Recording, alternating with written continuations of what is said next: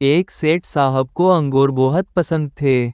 सुबह अपनी फैक्ट्री जाते हुए इन्हें रास्ते में अच्छे अंगूर नजर आए, तो इन्होंने गाड़ी रोकी और 2 किलो अंगूर खरीदकर मुलाजिम के हाथ घर भिजवा दिए। फिर खुद तिजारत की गर्ज से चला गया।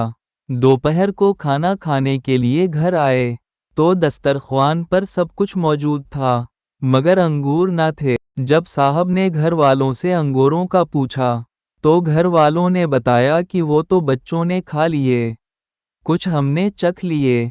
वैसे तो बज़ाहिर ये मामूली वाक़या था, मगर बाज़ मामूली झटके इंसान को बहुत बड़ा सबक दे जाते हैं।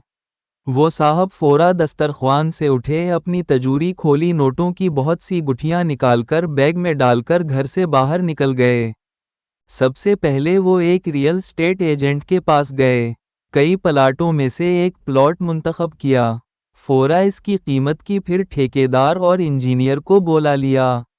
जगह का आर्जी नक्शा बनवाकर ठेकेदार को मस्जिद की तामीर के लिए काफ़ी रकम दे दी और कहा कि 2 घंटे में खुदाई शुरू होनी चाहिए।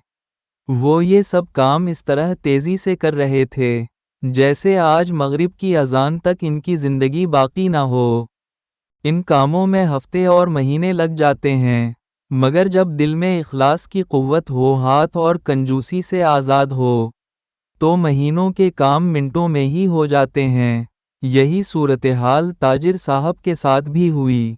इखलास और शौक़ की ताकत ने चंद घंटों में सारे काम करा दिए। बेहतरीन मौका का प्लॉट भी मिल गया, अच्छा इंजीनियर और अच्छा ठेकेदार भी हाथ आ गया, और मगरिब की अजान से पहले पहले खुदाई और तामीर का काम भी शुरू हो गया।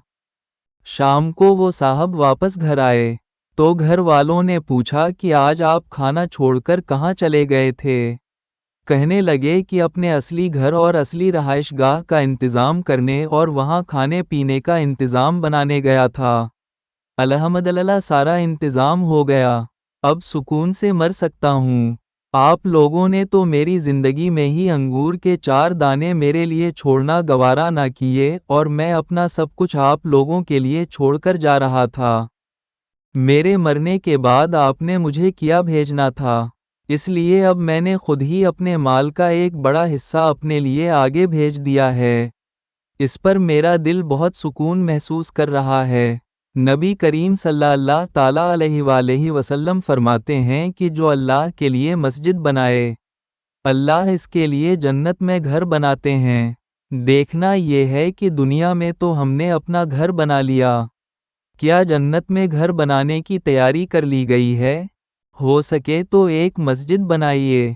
मस्जिद ना बनवा सकें तो मस्जिद में हिस्सा मिलाएं, क्योंकि हम रहीं या ना रहीं क़यामत तक सजदे होते रहेंगे। इंशाअल्लाह कब्र में भी सवाब के तोहफे मिलते रहेंगे। अल्लाह पाक हमें इस वाक़या से सबक हासिल कर की अमल की तौफ़ीक़ अता फ़रमाए। आमीन।